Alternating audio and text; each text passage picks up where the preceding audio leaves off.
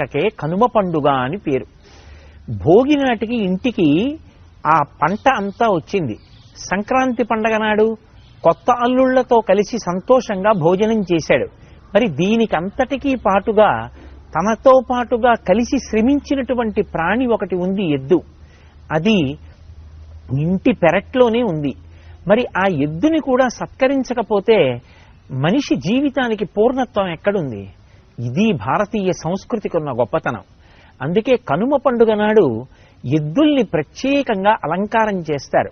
వాటికి మెడలో పూలదండలు వేసి దానికి రకరకాలైనటువంటి ఆభరణాలు తొడిగి చక్కగా మంచి పాయసం వండి పొంగలి వండి తీసుకొచ్చి ప్రత్యక్ష నివేదనగా ఆ ఎద్దు చేత తినిపిస్తారు. అలాగే మనకి పాడికి కారణమైనటువంటిది ఆవు. ఆ ఆవు ఇంట్లో ఉంది కాబట్టి దాని పాలు తాగగలుగుతున్నాం.